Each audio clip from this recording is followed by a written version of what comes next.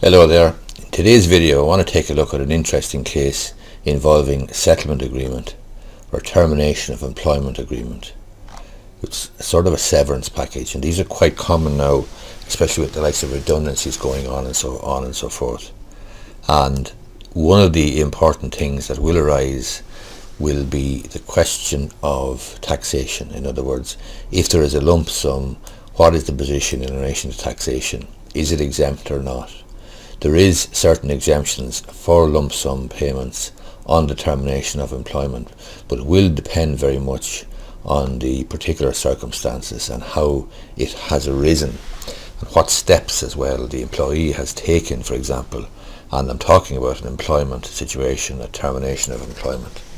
There was a decision there in December, I think, of 2019 from the Tax Appeals Commission. The Tax Appeals Commission appeal or deal with appeals from the Revenue Commissioner's assessments. So in this particular situation, there was an employee who had a difficulty in the workplace. The relationship had broken down. There was allegations of bullying. There was a mediator brought in.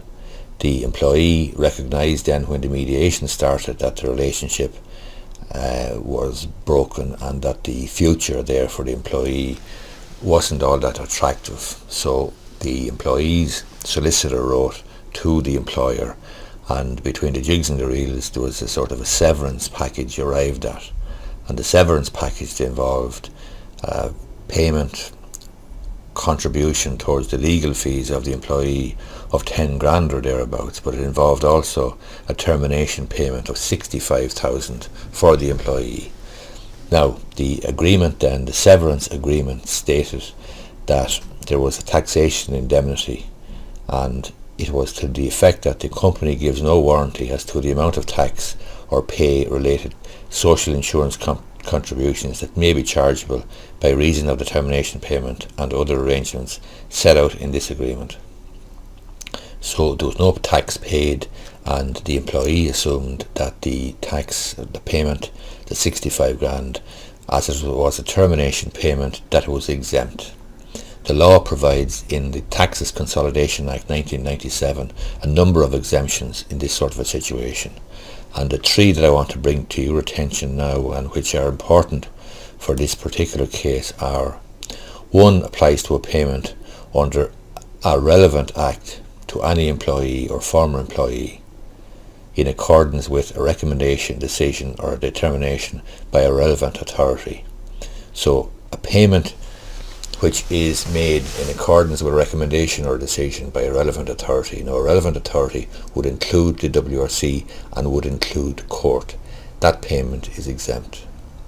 Secondly, a payment made in accordance with a settlement arrived at under a mediation process provided for in a relevant act shall be treated as if it had been made in accordance with a recommendation, decision or determination under that act of a relevant authority. Again, if the payment is made after a mediation process provided for in a relevant act, and that's very important, then it's possible or probable that the payment, the lump sum payment, is exempt. And then finally, the third category of exemption would be where a payment is made under an agreement evidenced in writing, being an agreement between persons who are not connected in settlement of a claim which, had it been made to a relevant authority, is likely to have been the subject of a recommendation, decision or determination under that act by a relevant authority, that a payment be made to the person making the claim. In other words, if the claim had been made to a relevant authority, again the WRC or the civil court, then the likelihood is that it would have resulted in a claim, a recommendation being made to make a payment to the employee. In those circumstances, those three specific circumstances, mediation, a claim that went in and which is now settled and is settled by way of an agreement, in circumstances where it would likely have resulted in a win for a recommendation in favour of the employee, or the first situation where the payment is recommended or a decision or a determination by a relevant authority recommends or states that a payment must be made. They are the exemptions. In this situation, when it went to the Tax Appeal Commission, the Tax Appeal Commission basically found that the payment was not tax-free, it was taxable, and the reason for that is essentially twofold, and I'm going to have a look at those now. Let me just bring them up here now and check the specific reasons.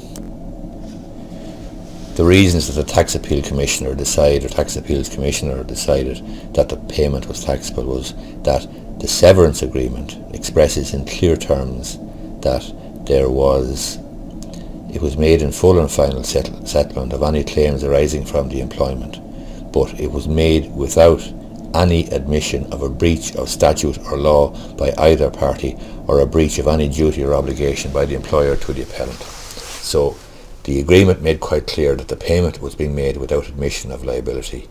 If that's the case, then the likelihood is that any claim which the employee made may not have succeeded, and in any event the employee, remember, never made any claim to the WRC or to civil courts or anywhere else.